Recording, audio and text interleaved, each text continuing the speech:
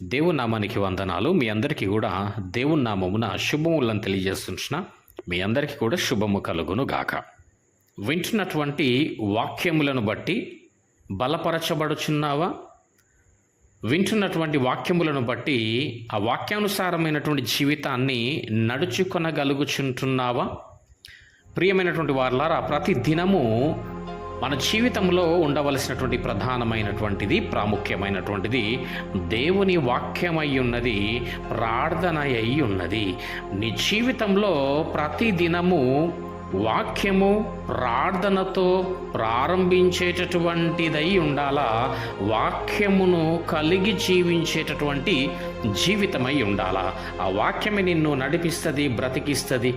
ఏమండి, బాధలలో నీకు నెమ్మది కలగజేస్తుంది. నువ్వు వెళ్ళే మార్గములో వెలుగై ఉంటుంది. సమస్తము వాక్యము నీ జీవితంలో ఉండి నేను నడిపించేటటువంటిదై ఉంటుంది. అట్టి విధమైనటువంటి జీవితము జీవించు వారమై ఉండాల. దేవుని నామానికి స్తోత్రములు. ఈ యొక్క సమయమందు కీర్తన 59వ అధ్యాయమును 1 నుండి 3 వచనముల వరకు మనం దేవుని యొక్క వాక్యమును ధ్యానించుకుందాం. నా దేవా, నా శత్రువుల చేతిలో నుండి నన్ను తప్పించుము, నా మీద పడువారికి చిక్కకుండా నన్ను ఉద్ధరించుము. ఈ కీర్తన దావీదును చంపటానికి సౌలు దూతలను పంపించినటువంటి సందర్భాన్ని మనం ఇక్కడ గమనించవచ్చు.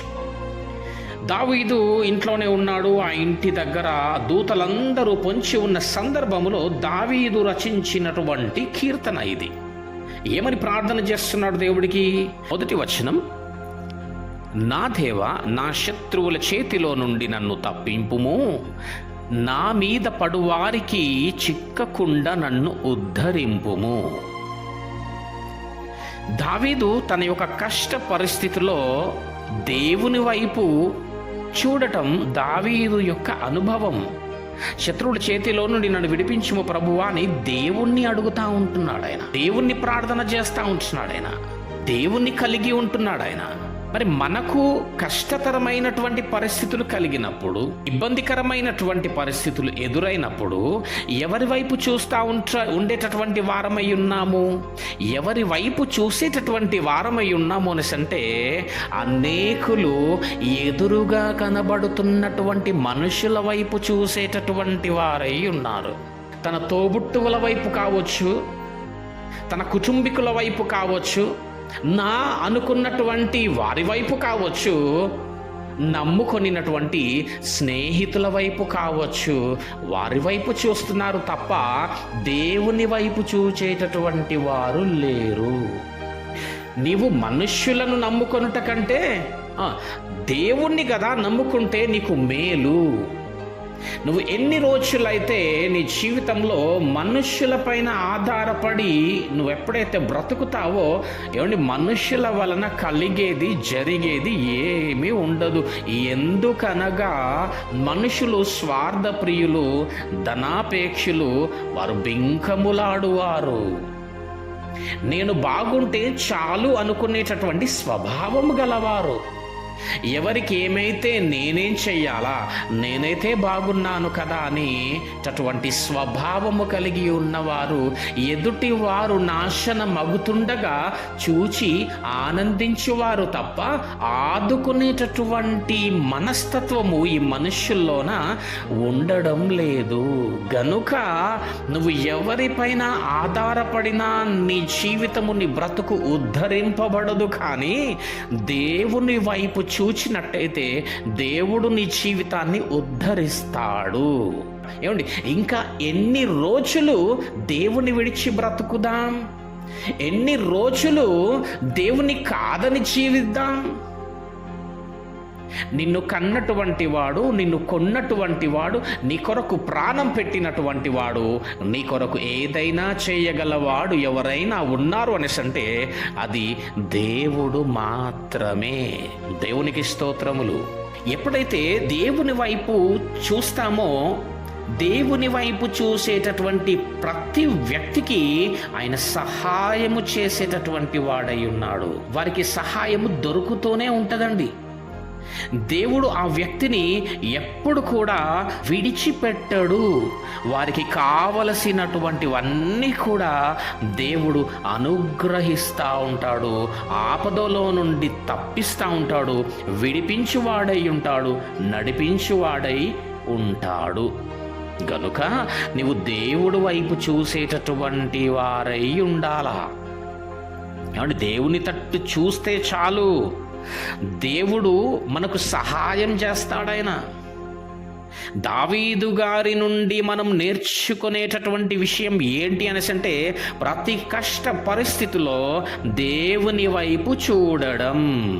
ఏ స్థితిలో ఉండు, ఏ గతిలో ఉండు, ఏ దుస్థితిలో ఉండు, దేవుని వైపు గనక నువ్వు చూసినట్టయితే, దేవుని నువ్వు ప్రార్థన చేసినట్టయితే, నువ్వు ఉన్న చోటుకు దేవుడు సహాయము పంపగలడు, నిన్ను ఆదుకొనగలడు, నిన్ను ఆదరించి నీ జీవితాన్ని ఉద్ధరించగలడు. ఏమంటున్నాడు అక్కడ? నా మీద పడువారికి నేను చిక్కకుండా నన్ను ఉద్ధరింపుము. శత్రువు ఎన్ని తంత్రాలు వేసినా వారికి అందనంత ఎత్తులో దేవుడు వారిని నిలబెడతాడు. ఏమండి, ఆ శత్రువుకు కనబడకుండా దాచేస్తాడు తన రెక్కల క్రింద. తన రెక్కల కింద మనలను కాయువాడయ్యున్నాడు, కాపాడువాడయ్యున్నాడు, భద్రపరచువాడయ్యున్నాడు. తన వైపు చూసేటటువంటి వారిని శత్రువు చేతికి అప్పగించువాడు కాదు. గనుక ప్రియమైనటువంటి వారలారా, దేవుని వైపు చూడు, దేవుని ప్రార్థన చెయ్యు, దేవుడిని నమ్ముకొని జీవించు. హల్లెలూయా. 2వ వచనంలో చూసినట్టయితే, పాపము చేయు వారి చేతిలో నుండి నన్ను తప్పింపుము, రక్తపారాధుల చేతిలో నుండి నన్ను రక్షింపుము. దావీదు గారు ఇక్కడ ఏ విషయంలో ప్రార్థన చేస్తున్నాడు అనేసి అంటే, సౌలు చేతిలో నుండి తప్పింపబడాలని ప్రార్థన చేస్తూ ఉంటున్నాడు. పాపము చేయు వారి చేతిలో నుండి నన్ను తప్పింపుము, రక్తపారాధుల చేతిలో నుండి నన్ను రక్షింపుము ప్రభువా. అంటే దావీదును చంపితే అది రక్తపరాధం అవుతుందండి. జాగ్రత్తగా గమనించండి ఇక్కడ. కానీ ఇక్కడ జరుగుతుంది ఏంటనేసి అంటే, సౌలు దావీదును చంపవలెనని ప్రయత్నిస్తున్నాడు కాబట్టి సౌలు రక్తపరాధియే. అంతే. ఏమంటున్నాడండి ఇక్కడ? రక్తపారాధుల చేతిలో నుండి నన్ను రక్షింపుము. దాని అర్థం ఏంటి అనేసి అంటే, సౌలు దావీదును చంపితే కదా రక్తపరాధి అవుతాడు.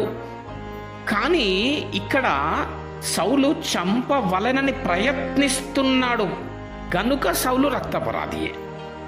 అంటే ఇక్కడ అర్థం ఏంటి అనేసి అంటే, మన నోటి మాట చేత ఇతరులను చంపినా, మన తలంపులలో ఇతరులను చచ్చిపోవాలని తలంచినా అది రక్తపరాధమే. సౌలు విషయంలో చూసినట్టయితే, అంతకుముందు ఎవరిని కూడా చంపినాడా అనేసి అంటే చంపలే. దావీదును చంపాలని చూస్తున్నాడు, కానీ దావీదు ప్రార్థన చేస్తున్నాడేంటి? రక్తపరాధుల చేతిలో నుండి అని. అంటే ఇక్కడ సౌలు ఏమైనాడు అనేసి అంటే రక్తపరాధి. మనము నోటి మాటల చేత ఎవరిని దూషించకూడదండి. మనము నోటి మాటల చేత ఎవరిని కూడా దూషించకూడదు అని దేవుని వాక్యం నేర్పిస్తా ఉన్నది. దేవుని వాక్యము నేర్పుతున్నటువంటి సత్యము. మత్తయి సువార్త ఒకసారి 5వ అధ్యాయంలో కూడా చూసినట్టయితే, దేవుడు చేసినటువంటి ఆ కొండ మీద ప్రసంగంలో, మొదటి ప్రసంగంలో ఏమి మాట్లాడుతున్నాడో ఒకసారి మనందరం కూడా గమనిద్దాం.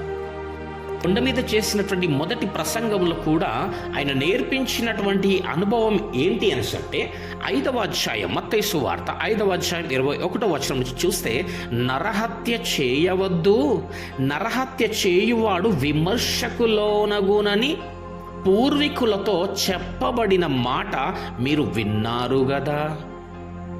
ఏమండి, నేను మీతో చెప్పునదేమనగా, తన సహోదరుని మీద కోపపడు ప్రతి వాడు విమర్శకులోనగును. తన సహోదరుని చూచి వ్యర్థుడా అని చెప్పువాడు మహాసభకు లోనగును, ద్రోహి అని చెప్పువాడు నరకాగ్నికి లోనగును. ఏమిటి చూసినారా? మన నోటి నుంచి ఒకరిని దూషించకూడదు, ఒకరి నాశనమును మనము తలంచకూడదు, కోరుకొనకూడదు, ఉద్దేశించకూడదు. ఒకవేళ అట్టి స్వభావము గనక ఉన్నట్టయితే వారు రక్తాపరాధి, నేరం చేసిన వాడు. ఏమవుతాడు? నరకాగ్ని పాలవుతాడు, నరకాగ్నికి లోనవుతాడు. ఇక్కడ ఇదే మత్తయి సువార్త 28వ వచనంలో కూడా, 5వ అధ్యాయం 28వ వచనంలో కూడా చూడండి ఒకసారి. 27వ వచనం నుంచి చూద్దాం. వ్యభిచారము చేయవద్దని చెప్పబడిన మాట మీరు విన్నారు కదా. ఏమండి 21వ వచనంలో ఏమన్నాడు? నరహత్య చేయవద్దని మీరు విన్నారు కదా. నరహత్య అంటే ఏంటి, ఏం చేస్తే నరహత్యనో 22వ వచనంలో చూసినాము.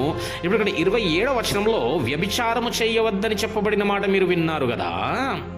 వ్యభిచారం అంటే ఏందో 28వ వచనం చెప్తా ఉంటున్నాడు. నేను మీతో చెప్పున్నదేమనగా, ఏం చెప్తున్నానంటే 27వ వచనంలో, ఒక స్త్రీని మోహపు చూపుతో చూచు ప్రతివాడు అప్పుడే తన హృదయమందు ఆమెతో వ్యభిచారము చేసిన వాడగును.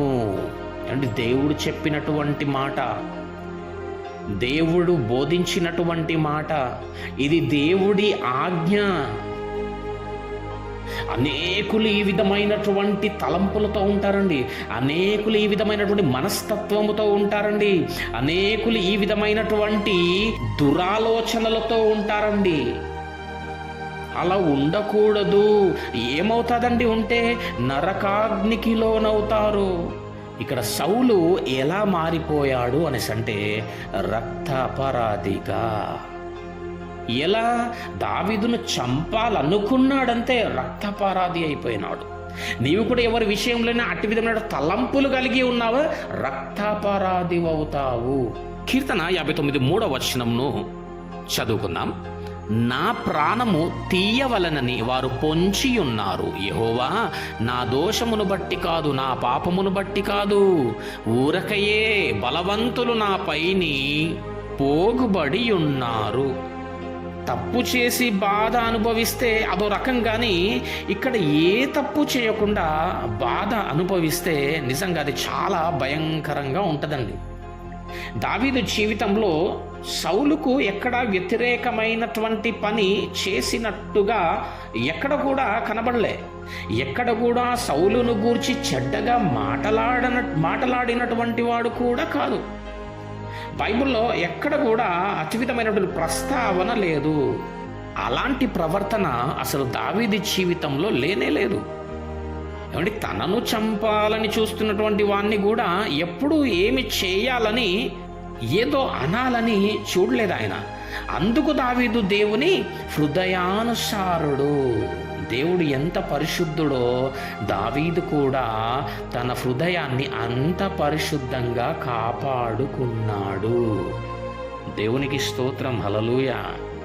నిజంగానే ప్రియమైనటువంటి వారలారా, అనేక సందర్భాలలో మన జీవితాల్లో ఏమి చేయంది కూడా మన వైపు నుంచి ఏ తప్పు లేకున్నప్పటికీ భయంకరమైనటువంటి నిందలు వేస్తూ ఉంటుంటారు, భయంకరమైనటువంటి సూటిపోటి మాటలు మాట్లాడుతూ ఉంటుంటారు, భయంకరముగా వేధిస్తూ ఉంటుంటారు, వారిపైన ప్రాపగండన చేస్తూ ఉంటుంటారు. కానీ ఎప్పుడైతే ఏమీ చేయనప్పుడు కూడా నువ్వు అట్టివి గనక ఒకవేళ దేవుని యందు సహించి దేవుని యందు ఉండి భరిస్తే గనక దేవుని వాక్యం సెలవిస్తుంది, మీరు సంతోషించుడి. అంతేగాని చేసిన దానికి ప్రతిగా నువ్వు చెయ్యాలనేటటువంటి ఉద్దేశము కలిగి ఉండకూడదు. దావీదు వలె అన్నాడు కదా అని అనేటటువంటి వారంగా ఉండొద్దు. వారు మనకు ద్రోహం చేసినారు కదా అని చేసేటటువంటి వారమై ఉండొద్దు. ఒక ఆత్మీయ జీవితంలో జీవిస్తున్నటువంటి నీవు, క్రీస్తును కలిగి బ్రతుకుచున్నటువంటి నీవు ఇట్టి విధమైనటువంటి ఏవైనా నిందలు వచ్చినట్టయితే అది దేవుని యందు ఉన్న నీవు దేవుని యందు సహించి భరించేటటువంటి వాడవై దానవై ఉంటూ నువ్వు సంతోషించు, నువ్వు గంతులు వేయు. ఎంతనైతే ఇక్కడ నా నిమిత్తము నిన్ను జనులు అట్టి విధమైనటువంటి నిందలు, దూషణలు, అవమానములు, చెడ్డ మాటలల్లో నీ పైన బలుగుతారు, అబద్ధ సాక్ష్యములలో నీ పైన చెప్తారో, నీకు పరలోకమందు నీకు అధికమైనటువంటి ఫలము నీకు అనుగ్రహింపబడుతుంది. పరలోకమందు నీ ఫలము అధికమవుతుంది. కాబట్టి ఇటు విధంగా దావీదు గారి జీవితంలో చూస్తూ చాలా విషయములను మనము నేర్చుకుంటూ మన ఆత్మీయ జీవితాన్ని బలపరుచుకునేటటువంటి అవకాశం ఎంతైనా ఉన్నదండి. గనుకనే మనము ఏ విధంగా జీవించాలా అనేటటువంటిది మనకు అర్థం కావాలా అంటే ఖచ్చితంగా ప్రతిరోజు నీ బ్రతుకులో, నీ జీవితంలో వాక్యం ఉండాలా, ప్రార్థన ఉండాలా. దేవుడితో ప్రార్థించేటటువంటి, దేవుణ్ణి ప్రార్థించేటటువంటి జీవితం కలిగి ఉండాలా. అప్పుడు వాక్యం ఏం చేస్తుంది? నిన్ను సరి చేస్తుంది, నిన్ను సిద్ధపరుస్తుంది, నిన్ను స్థిరపరుస్తుంది, పరలోక రాజ్యమునకు నడిపించేటటువంటిది వాక్యమే. అనగా ఎట్లాగా అనేసంటే వాక్యమే దేవుడై ఉన్నాడు. దేవుణ్ణి కలిగి ఉండేటటువంటి వారమై ఉండాలి. దేవుడిటి కొద్ది మాటలను మన ఆత్మని మేలు నిమిత్తమై దీవించి ఆశీర్వదించునుగాక. అతి విధమైనటువంటి వ్యతిరేకమైనటువంటివి నీ జీవితంలో, నీ కుటుంబంలో ఎట్టివి ఉన్నప్పటికీ అవి దేవుడి నామమందు కొట్టివేయబడునుగాక. నా యేసు నామంలో అవన్నీ కూడా తీసివేయబడునుగాక. దేవుడిచ్చినటువంటి శాంతి, సమాధానము నీ కుటుంబమందు, నీ జీవితమందు ఉండునుగాక. దేవుడు మిమ్మల్ని దీవించి ఆశీర్వదించునుగాక. ఆమెన్.